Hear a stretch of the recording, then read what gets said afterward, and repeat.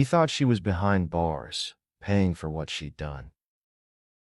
But when he saw her smiling at their family home in Texas, he froze. Days later, he vanished. What followed was a tale of betrayal, greed, and a murder no one saw coming. Some betrayals are so cold, they deserve to be laid bare. This is true Crimes Alter, where sins are exposed, judgment is inevitable, and justice always has the final word. Subscribe, share, and comment to help keep the truth alive. It was a quiet Tuesday evening when Corbin Myers pulled into the driveway of his uncle's ranch-style home in the outskirts of Silsbee, Texas. He hadn't been back in years. The last time he'd visited, his life was in pieces. Now, after rebuilding what he could in Houston, he'd come to check on the only people left who still called him family. What he wasn't prepared for, what made his heart stop, was the sight of the woman standing barefoot in the doorway, casually sipping from a mug like she belonged there. It was Delilah. Delilah Vega Myers. His wife. The woman who had betrayed him, set him up for fraud, disappeared with everything he had, and last he'd heard was in prison. For a moment, he couldn't breathe. His body froze, caught in a limbo between disbelief and fear. The past wasn't supposed to be here, on this porch, dressed in a white robe and smiling like nothing had ever happened. She didn't flinch when their eyes met. If anything, she looked amused. "Hey, stranger," she said, like they were old friends. Corbin didn't respond. He walked past her without a word, trying to keep his hands from shaking. Inside the house, everything felt off. Familiar voices echoed from the kitchen, his cousins chatting over dinner preparations, laughter, normalcy. But Corbin felt like he'd stepped into a trap. Delilah, his Delilah, was supposed to be locked away. And now she was here. No one else seemed surprised to see her. Over dinner, no one brought it up. She sat beside his aunt, laughing softly, offering to pass the potatoes as if she hadn't cost him 5 years of his life. Corbin barely touched his food. His uncle, Rudy, noticed. "You all right, son?" Corbin forced a nod. "Yeah. Long drive." That night, he couldn't sleep. He stared at the ceiling fan in the spare bedroom, listening to every creak of the house. In the early hours, he got up, walked outside, and sat on the porch steps. The sky was pitch black. The air smelled like pine and dust. He remembered the day they met. Delilah had been magnetic, fierce, funny, bold. He was 24. She was 29.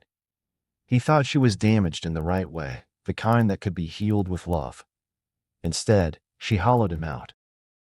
By the end, she'd drained their joint accounts, planted evidence of embezzlement at his old tech startup, and left just before federal agents showed up at his apartment.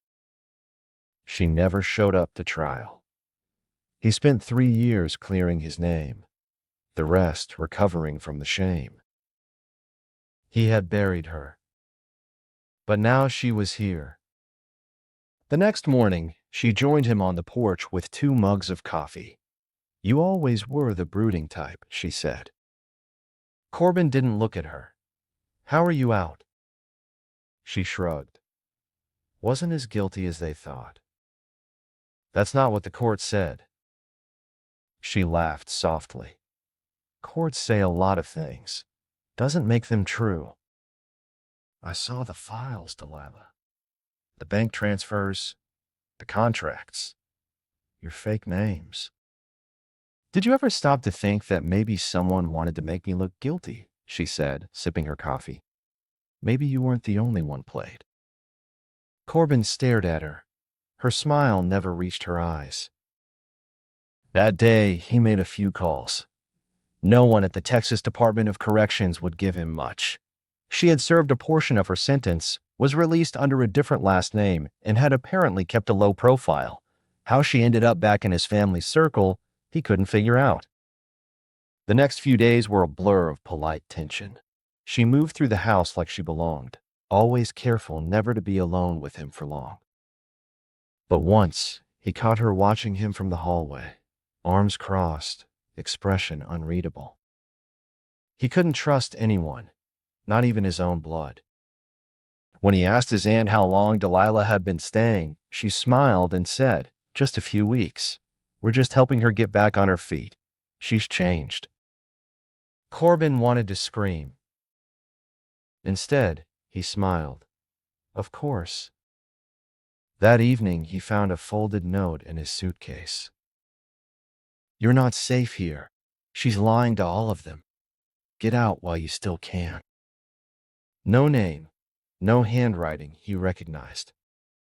He burned it in the bathroom sink. Delilah knocked on his door later that night. "You got a minute?" He opened it halfway. "What do you want?" "To talk." "About what?" "About how this ends." There was a long pause. Then she smiled. "Because it doesn't end the way you think." Corbin had lived through betrayals before, but nothing prepared him for what it felt like to sleep just feet away from the woman who tried to erase him. For the next few days, he kept his distance. The house buzzed with noise, cousins stopping by, neighbors dropping off pie, familiar southern rhythms that made it harder to focus on the darkness creeping back into his life. Delilah moved through it all effortlessly. She helped cook. She laughed with his uncle. She braided his little cousin's hair. No one noticed that her eyes lingered on Corbin too long. No one heard how, sometimes in the quiet, she would hum an old song they used to dance to when they were married. Corbin started writing everything down. Dates, names, odd things she said, things that didn't add up. He wasn't sure who'd believe him, but he needed a record, just in case. One afternoon, he walked to town, stopped by a legal aid office, and asked about early parole procedures. The man behind the desk narrowed his eyes. "What's this regarding?" "Just trying to understand how someone could disappear into the system and then come back out clean." The man smiled faintly. "That depends. Most people don't come back clean." That night, Delilah made cornbread and stew. Everyone complimented her. Corbin barely ate. "You're missing out," she teased. "I remembered how you liked it, just a little sweet." He stared down at his bowl. "You remember too much." She leaned in closer. "You always said I had the memory of a fox." That night, he started looking through the old photo albums in the attic. It was a distraction, but also a map. He found a few photos she had no business being in. A church fundraiser, a family wedding, pictures taken during the years she was supposedly in prison. Had she been here the whole time? Had his own family lied? Corbin started asking questions, quietly, indirectly. His aunt gave him clipped answers. His uncle brushed him off. One cousin said, "You really don't let things go, huh?" It was like walking through fog. Every step revealed less, not more. Then something strange happened. One of the neighbor kids, barely 16, asked him if that lady in the house was his sister. "Sister?" Corbin frowned. "She told me you two were siblings. Said y'all came up hard together." He didn't respond. She was rewriting the story again, one detail at a time. Delilah found him that night on the back porch. "You've been digging," she said softly. "I have a right to." "I'm not trying to hurt anyone, Corbin. Not this time." He laughed bitterly. "You said that the first time." She sat beside him, their knees barely touching. "You ever think maybe we both got burned?" "By who?" She didn't answer, just looked up at the stars. "I didn't want to be here," she said finally. "But I had nowhere else to go. And your family, well, they're too kind. They took me in before I even asked." "You lied your way in." She turned to him. I lied to survive. There was silence between them. Then she added, almost a whisper, you were the only one I ever really loved. Corbin stood up. I don't believe you. But he didn't walk away. 3 days later, Corbin was gone. No goodbye, no phone call, no signs of struggle. His car was still in the driveway. His things still in the guest room. At first, no one panicked. His uncle thought he went into town. His aunt assumed he was blowing off steam. But by sunset, concern turned into whispers. Delilah called the police herself. I think something's wrong, she said, her voice calm but shaken. He's not the kind of man to just vanish. When the officer asked when she last saw him, she answered without blinking. 2 nights ago. We talked on the porch. That was the last time I saw him. Her tone was steady, her eyes full of worry. Was the conversation heated? No, she said. Not at all. I think he was working through some things, emotionally. But he wasn't angry. A few family members were interviewed. One cousin said he looked tired. Another said he seemed on edge. No one suspected Delilah. In fact, she seemed like the only one genuinely trying to find him. She printed flyers. She called hospitals. She cried during the group prayer. She even hugged his aunt and promised, we're going to bring him home. When the police searched his belongings, they found a torn notebook page with scribbled words. Watch her. Not who she says. She plays long games. It wasn't dated. It wasn't signed. It wasn't enough. Delilah told the officer he was paranoid. I think what happened to him years ago still lives inside him. Trauma does that. No one could prove otherwise. And as the days passed, suspicion slowly turned to resignation. The 3rd day passed with no word, no credit card activity, no sightings, no phone pings. Corbin had vanished completely. Flyers were posted across town. Search parties combed through back roads and overgrown trails. The sheriff's office issued a missing person bulletin statewide. Delilah gave interviews, short, composed ones. She didn't cry on camera, but her voice cracked just enough to feel real. I know he's out there, she said. He's a fighter. He survived worse. Privately, she stayed close to the family, helped cook, cleaned, made sure everyone had coffee in hand and a warm shoulder when they needed one. She made herself indispensable. Howard, Corbin's uncle, told the sheriff, if you ask me, he probably just needed to get away. He's always been high-strung. His mind runs ahead of reality. No one disagreed. Even Corbin's aunt, Miss Clarine, said softly, he's been different lately. Quiet. Brooding. It's like being here opened old wounds. Delilah never corrected them. She knew how silence could be louder than denial. What no one knew was that Corbin had met someone 2 weeks before he vanished. Her name was Miri, a young barista in a downtown cafe. She was sweet, open, and had no idea about Corbin's past. He talked to her about moving away, starting fresh, but hadn't told her everything. The police found her number in his notebook. She told them he was anxious, said he didn't trust his family anymore, said he saw someone he never thought he'd see again. Did he name her? The deputy asked. Miri hesitated.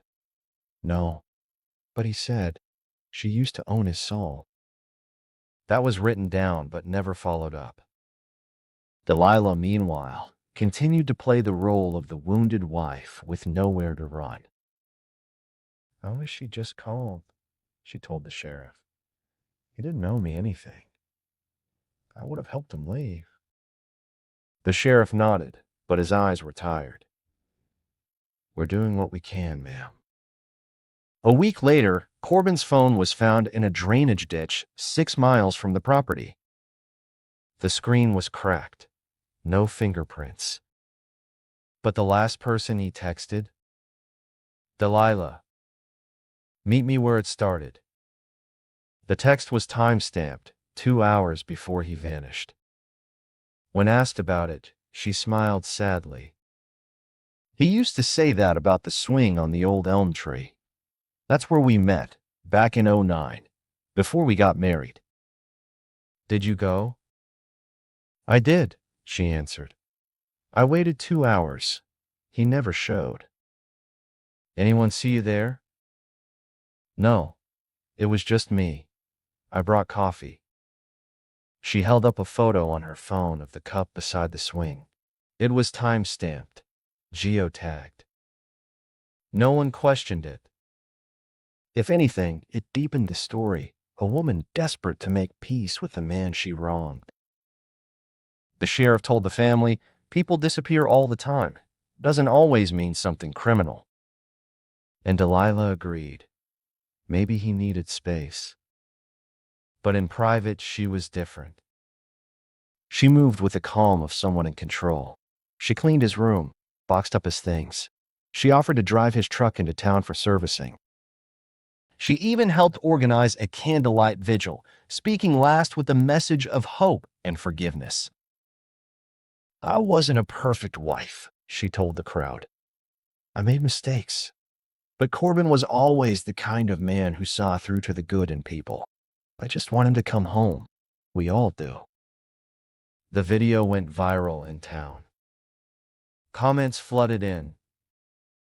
She's so strong. What a beautiful spirit after everything they went through. This is what grace looks like. No one suspected her. But one person wasn't convinced. Marla, Corbin's cousin, had found an envelope hidden under the mattress in the guest room. Inside were 2 things. A single page from Corbin's journal that read, "If anything happens to me, do not trust her. She is not who she pretends to be." And a printed photo of Delilah with a man nearly 15 years younger, arm in arm, time-stamped only a month before Corbin's visit. Marla didn't bring it to the police yet. Instead, she watched and waited. It was a maintenance worker who made the call.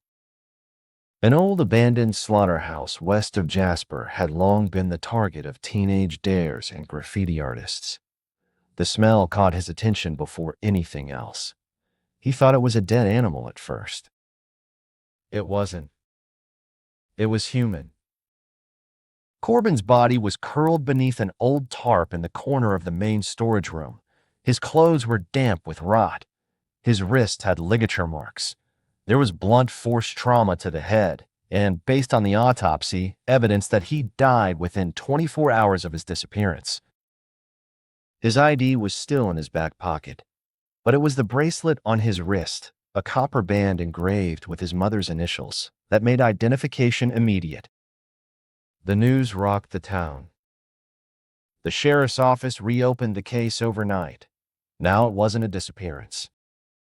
It was murder. Delilah was called in for questioning. She didn't flinch. I'm devastated, she said. He didn't deserve this. I still can't believe he's gone. But when they showed her a photo taken from a gas station security cam, her at 1:13 a.m., the night Corbin vanished, near the Jasper Highway, her mask cracked slightly. I went for a drive. Why? I couldn't sleep. I just needed air. Did Corbin go with you?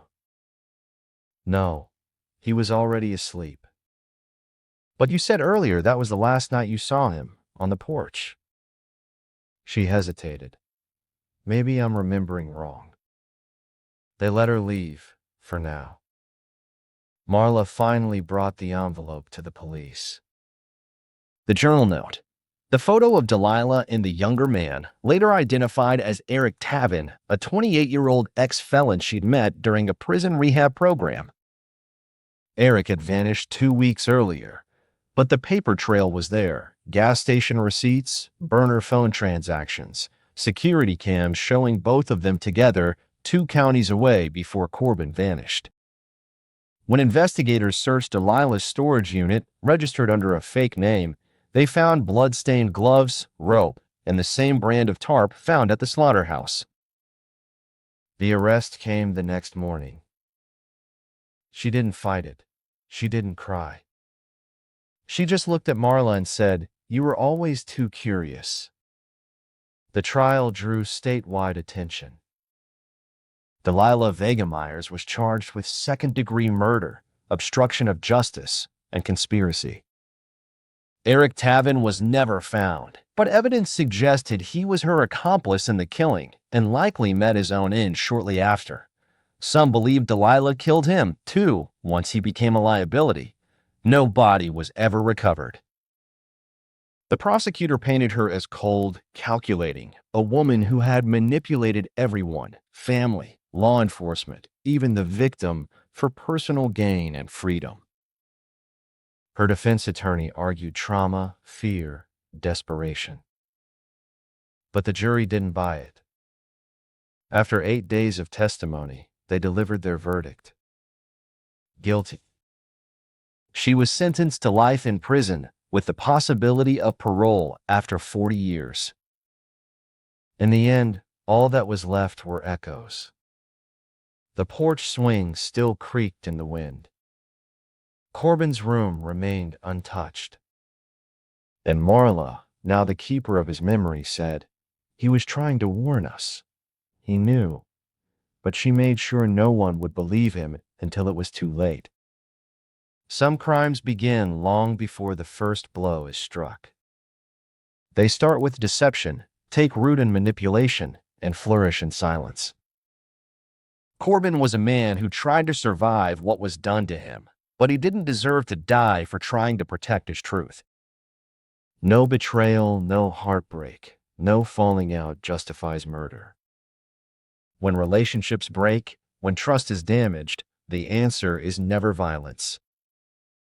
If you or someone you know is in danger emotionally, financially, or physically, choose the path of help. Reach out to trusted people. Contact professionals. Go to the authorities. No matter how broken it feels, there is always a better way. This has been a tragic story of lost love, stolen trust, and a man whose truth was buried with him until justice pulled it back into the light. This is True Crime's Altar, where sins are exposed, judgment is inevitable, and justice always has the final word. Let us know in the comments. We'd love to hear where you're watching from. Drop your country, city, or state below. Like, share, and subscribe to the channel to keep more true stories like this alive. Until next time, stay safe, stay vigilant, and never stay silent.